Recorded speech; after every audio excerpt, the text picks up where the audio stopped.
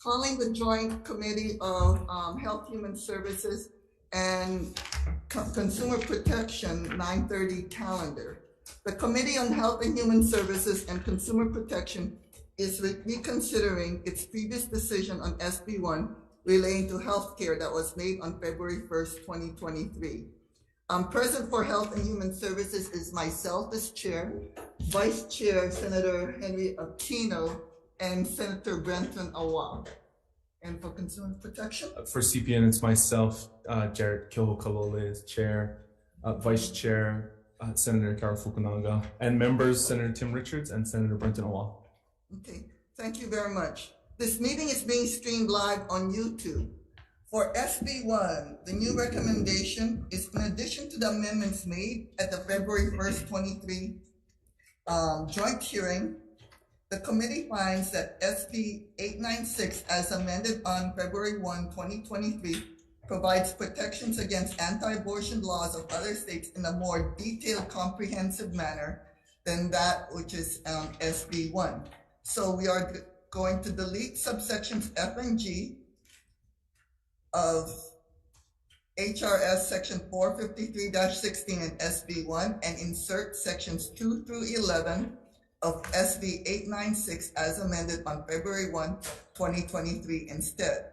The committee finds that the section 1 of 896 clearly articulates the history of supporting the right to abortion.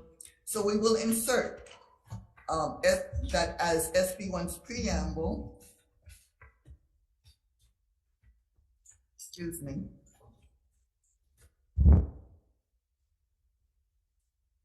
896 as preamble into SB1. And pursuant to the testimony on February 1st, 2023, we are going to insert language that amends the term medical care and services in HRS 577A-1 by deleting the last sentence that states it shall not include surgery or any treatment to induce abortion. To further ensure that APRNs are protected as the intent was, we are going to insert section 3 of Senate Bill 890 as an additional section of the bill. Any comments, questions, and concerns? Okay, seeing none, Vice Chair for the vote, Chair votes. If I can just say really quickly, thank you, Co-Chair, for your work on this and for the dialogue and the discussion. As you mentioned, after hearing the testimony, especially at the table in the hearing that we held last week, we conferred, and in summary, in short, the intention here is for SB1 to return us to Roe, to reverse the impacts and the potential impact that the Dobbs decision will make in Hawaii and return the state of affairs in Hawaii to the way it was under Roe versus Wade. I'd also like to request to SMA that we include in the committee report on this measure that we held this reconsideration decision-making to make substantive changes and to ensure that we are in compliance with the 3-reading requirement. Thank you, Co-Chair. Okay, thank you very much. Any other comments, questions, concerns? Okay, Vice Chair for the vote. Chair votes aye. Okay, thank you very much. Senate Bill 1, reconsidering previous decision-making. Recommendation is to pass with amendments. Chair votes aye. Excuse me. Sorry.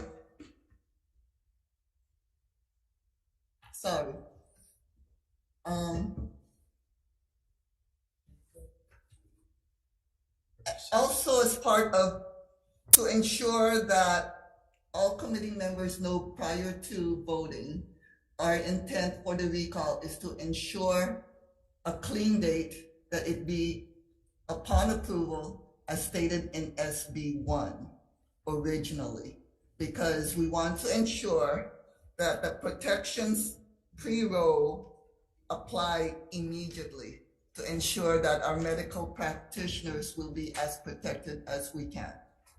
Any other comments, questions, and concerns before we continue with the vote? So it'll be effective upon approval. Okay, Okay, Chair. yeah. Vice Chair for the vote, Chair votes aye. Okay, again, Senate Bill 1, reconsidering previous DM. The recommendation is to pass with amendments. Chair votes aye. Vice Chair votes aye. Senator Moriwaki. Aye. Senator Shimabukuro is excused. Senator Awa. No. Okay, thank you very much. Recommendation is adopted. At CPN committee, same recommendation, passing with amendments. Chair votes aye. Thank you, Chair. Vice Chair votes aye. Senator McKelvey is excused. Senator Richards. Aye. Thank you. And Senator Awa. No. Thank you. Measure is adopted. Okay, we are adjourned. Thank you folks very much.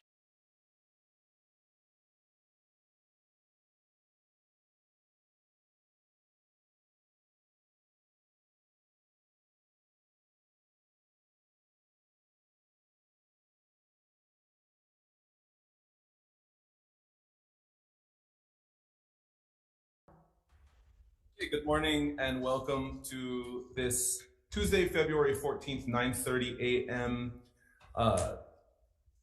Public hearing between the Senate Committees on Commerce and Consumer Protection and Health and Human Services. It's room 229, and we are taking up one measure on this joint agenda, SB 931. This meeting is being streamed live on YouTube, and in the unlikely event that we must abruptly end this hearing due to technical difficulties, the committee will try to reconvene to discuss any outstanding business on Thursday, February 16th at 9:35 a.m. and a public notice will be posted on the legislature's website. SB 931 is relating to consumer protection. It requires check cashers to report suspected financial exploitation of elders and vulnerable adults in relation to check cashing. First up, we have the DCCA Division of Financial Institutions with comments. Aloha, Chair San Buenaventura, Chair Keaho Kolole, and members of the committee. My name is Winnie Groves, and I am here today on behalf of the Department of Financial Institutions, Commissioner Iris Ikeda. We will stand on our written testimony today and be available for any questions. Thank you very much. Next up, we have DCCA, Office of Consumer Protection, offering comments. Good morning, chairs, vice chairs, members of committees. I'm Raji Tolentino standing on behalf of Mona Moriarty. The Office of Consumer Protection also offers comments on this measure. Thank you. Thank you very much. We also have written testimony from AARP Hawaii in support, Lynn Murakami Akatsuka in support, Will Caron in support, Lynn Madasao in support, and Barbara Service in support. That's all the testimony we have. Is there anyone else who would like to testify? Okay, members, any questions for the DCCA? Okay, if there are no questions, then we'll move right into decision making. After reviewing the testimony, it appears, especially the testimony from both branches of the DCCA, it appears that this measure is redundant and there are already measures in place under the law to protect this type of fraudulent activity. So I'm going to recommend that we defer this measure. Any comments? Okay, seeing none, we're going to adjourn this hearing.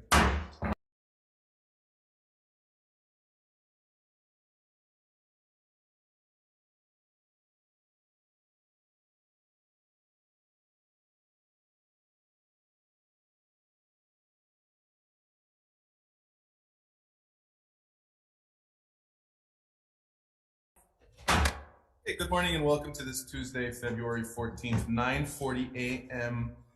Conference hearing. Hearing in conference room 229. This is the Senate Commerce and Consumer Protection Committee. Before we get started on this agenda, I'd just like to note again that this meeting is being streamed live on YouTube, and in the event that we need to abruptly end the hearing due to technical difficulties, the committee will try to reconvene to discuss any outstanding business on Thursday, February 16th at 9:35 a.m. and a public notice will be posted on the legislature's website. First item on the agenda is SB 14 relating to intoxicating liquor. This measure requires the Liquor Commission to record all complaints against any licensee, regardless of whether the complaint is filed during or after the occurrence of the violation. Okay, first up, we have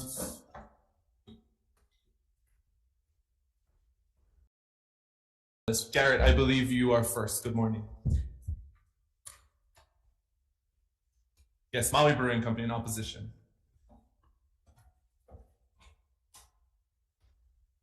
Hello. Good morning, we have you. Hey, how are you? Good morning, Chair, Vice Chair, members of the committee. Just following up on my written testimony on SB 14. We are in opposition to this for the reasons I put into the testimony. Is basically, I think the liquor control has a history, and we're against any further bureaucracy or added powers of the liquor control. I think we saw during COVID a lot of issues with even retribution from other licensees coming against licensees, and what a complaint is not a violation. So we feel that Liquor Commission already does keep a record of all complaints and uses those appropriately in the issuance of a license or a renewal. However, this does not give any sort of ability for the licensee to defend themselves, given that the complaint could be made at the time of occurrence or at any other time. So we feel this is very unfair to small business owners and licensees in particular, and so we are in opposition. Thank you very much. Lanikai Brewing Company in opposition. Hi, Chair. Good morning. Hi, Chair, Vice Chair. Thanks for the opportunity to testify. We are also in opposition of SB 14. To echo a lot of the things that Garrett had mentioned moments ago, you know, a complaint is simply not a violation. It hasn't been adjudicated. It's simply hearsay. A complaint can be issued anonymously through a 1-800 line. It doesn't allow a licensee to confront his or her accuser. And ultimately, it doesn't even mean that the licensee could have done a disgruntled employee, a competitor. So we are against SB 14 mainly for those reasons, as it doesn't create a fair and level playing field on behalf of the licensees. Thank you guys very much for the opportunity to testify. Thank you, Steve. Next up, we have Lynn. Well, we have the following individuals who submitted written testimony. Lynn Madasao in support, Thomas Kearns in opposition, Beer Lab Hawai'i in opposition, Honolulu Beer Works in opposition, and Kauai Beer Company in opposition. Is there anyone else who would like to testify on this measure? We are on Senate Bill 14. Okay, members, any questions? Vice Chair. I guess from all the testifiers, it sounds as though the licensees that are testifying today are primarily manufacturers, and I'm familiar with the kinds of issues that have arisen in downtown Chinatown, where I think the purpose of this bill is really to require all complaints to be recorded, because we have numerous markets and retail establishments which continue to dispense and sell liquor during times that are not really permitted under the law. And because oftentimes the complaints are not recorded, it becomes very difficult for neighbors in the vicinity to be able to file protests against renewal of that particular licensee's license, you know, because a lot of these are not recorded. So I guess from the manufacturing standpoint, if this bill were to focus primarily on those who are retail markets or operators within urban settings that potentially may be either selling or otherwise providing these kinds of items during times of day that are not legal, would the testifiers have any objection? So Garrett or Steve, you do not have to, but if you would like to respond to that suggestion that this be amended to apply specifically to manufacturers because of the Chinatown experience. Noting also that one of you is on Maui and the other one is in Kailua, far from Chinatown. I can go ahead and start if that's okay. Great question. I think the underlying part of the bill is it requires the Liquor Commission to review those history of complaints dealing with the renewal of a license. So, how the Liquor Commission currently works is if they are issued a complaint against a licensee, whether that's, anybody that's out there, it's their responsibility to go inspect that complaint specifically. And then at that point, they determine, does that licensee have a provided a warning or a violation. And if it's a violation, then it gets adjudicated within the various liquor commissions process. I think the main issue with this particular bill is it's using the complaint as leverage on the renewal process, and it's not necessarily, we're not saying that there shouldn't be complaints, that's part of the process of having a license. We're just saying that a complaint hasn't been adjudicated, and therefore a licensee wouldn't be guilty of a complaint until that's been adjudicated, and therefore a complaint shouldn't be the primary process in allowing or denying a licensee. I hope that helps clarify. I'm happy to answer any more questions. Thank you, Steve. Garrett, did you want to respond as well? Yeah, and following on to that, the Liquor Commission already in its capacity reviews these complaints. So I feel like we're making legislation to legislate something that already occurs or should be occurring. And to Steve's point, a complaint is not a violation. And adding that, although we are manufacturers, the Class 18 and Class 14 brew pub or small craft producer licenses are also, we do have a retail component. As you know, we have Maui Brewing Company in Kailua. We also have Waikiki, Kahana, and in Kihei, and these are retail establishments as very much as also wholesale establishments and manufacturers. So, we see all sides of that coin, and we are always working to be responsible licensees. There are always going to be bad actors. This gives power against even the good actors to be wielded at will, as opposed to with any sort of due process or the ability to defend oneself. Well, since Honolulu Liquor Commission is not providing testimony on this, I think the real thrust of the bill is to pursue better enforcement and investigation at the City and County of Honolulu level. Thank you. Members, any other questions? Okay, seeing none, we'll move to the next measure on the agenda, SB 25, relating to the Liquor Commission. This measure requires the Liquor Commission to deny any renewal for a liquor license if the applicant for renewal has violated any provision of the intoxicating liquor law under Chapter 281 Hawaii Revised Statutes on 3 separate occasions during a 12-month period preceding the renewal application date. First up, Maui Brewing Company in opposition. Hello again. Yes, and very much the same reasoning. Expansion of liquor control powers is something we will always be against. If any of the senators on the committee and your colleagues have spoken with constituents that have liquor licenses, not one of them will say that liquor control needs more authority. I think we all can admit there are flaws within the system. We have many great teammates and employees in the Liquor Commission doing a great job. However, there are some problems with the way the rules are administered. This again is very similar to the last bill, although it requires denial. So that, and it doesn't specify, it says any violation. So this could be not posting pricing 3 times. This could be, quote, allowing someone to move to the rhythm of music while having a drink in their hand 3 times, and they lose a liquor license. I think we can all agree those are not valid reasons to shut down a local employer or a small business. Now, if we're talking over service to a minor, issues that we really need to be worried about. We literally have on our books, especially in Maui, the amount of lumens that must be generated by the lights so that you can see people. So 3 times the dimmer was set too low and you lose your license mandatory. I think this is onerous, would be a light way of describing this legislation. And for those reasons, we're strongly opposed to this expansion of power. Thank you very much. Next, Lanikai Brewing Company in opposition. Thanks again, Chair, Vice Chair. Again, really similar to what Garrett had mentioned.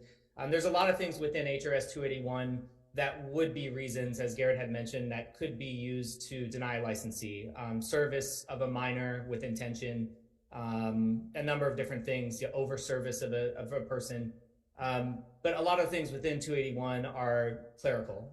For example, whether or not you're posting pricing, as Garrett had mentioned, dancing. There's a few other things. So the level of severity within HRS 281 are different, and those should be, if a licensee is guilty, that licensee should have fair and level adjudication within the commission. However, just as a blanket statement of power, it's a little heavy. My uncle was a former chief of police, and he always told me, if a police officer follows you for long enough, you're going to get a ticket. So while there are great employees of all the liquor commissions statewide, there are some bad actors, and they could choose to specifically find reasons to fine and violate licensees that they're not happy about or have competitive nature with. And therefore, we strongly oppose SB 25 as well. Thanks again. Thank you very much.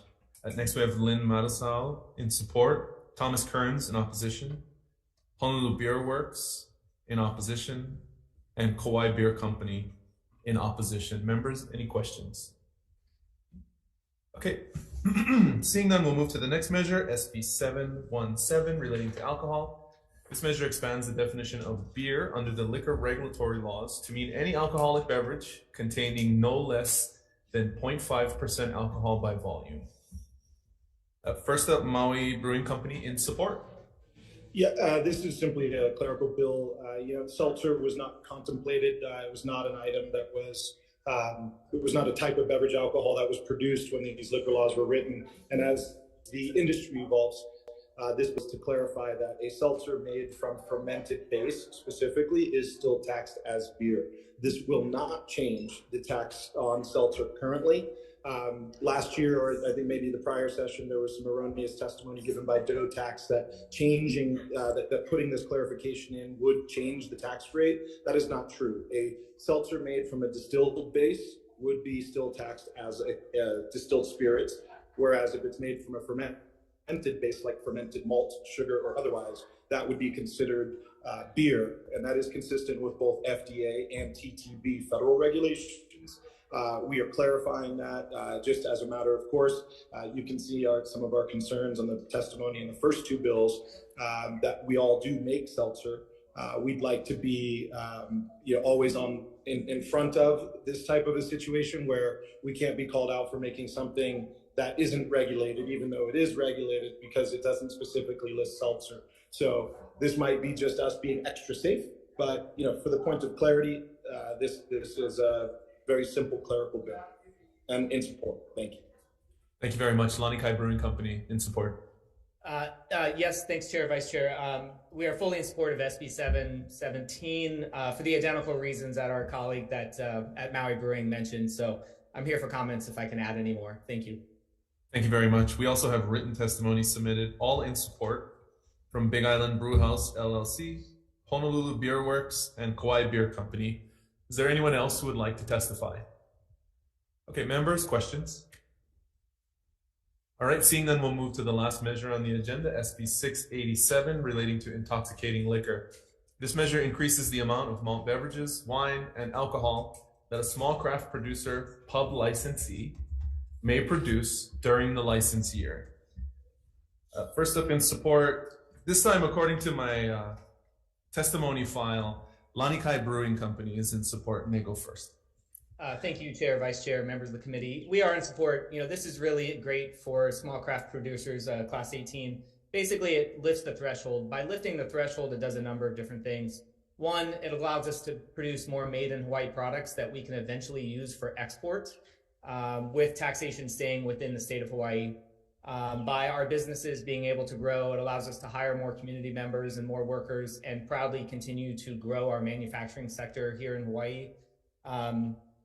No great reason why there should be a cap on level of production. I would think that our state would want as many of our industries to be able to grow as possible, especially those of us that are fortunate to be on the backside of the pandemic and still fighting. So we are very much in support of SB 687. Thank you guys very much. Thank you very much. Maui Brewing Company in support. Yes, my friend Steve said it great. We want to pay more in taxes, but we want to do it because we're allowed to produce more beverages. I did some looking back into our 18-year history. We just celebrated 18 years at Maui Brewing Company on January 28th. We did about 300 barrels of beer in 2005 when the limit was 5,000 barrels. Representative McKelvey helped to increase that bill from 5,000 barrels, that limit, to 10,000.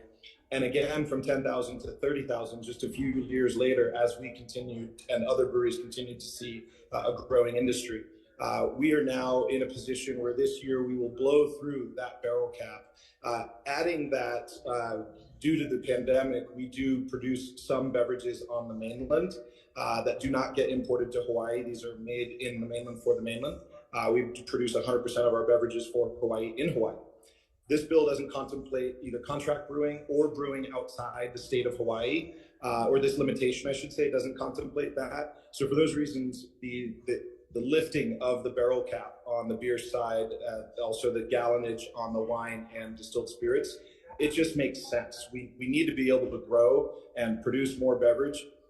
The alcohol is going to be brought into the state one way or the other. It might as well be a local alternative that we serve to Kama'aina and visitors alike. And for those reasons, there's really, again, no reason to have a cap. Let us grow higher and pay more taxes because we produce more locally made products. Thank you very much. We also have written testimony submitted in support from Thomas Kearns, Honolulu Beer Works in support, and Kauai Beer Company in support. Members, any questions? Okay, seeing none, members, unless there's some reason to discuss anything, I'm ready to move into decision making. Okay, great. So we'll move into voting on the first measure, SB 14, relating to intoxicating liquor. I appreciate the discussion that we had. Seeing as how the overwhelming majority is in opposition, and we really didn't have any agencies here to comment on implementation, I'm going to recommend that we defer this measure. Next measure, SB 25, relating to the Liquor Commission.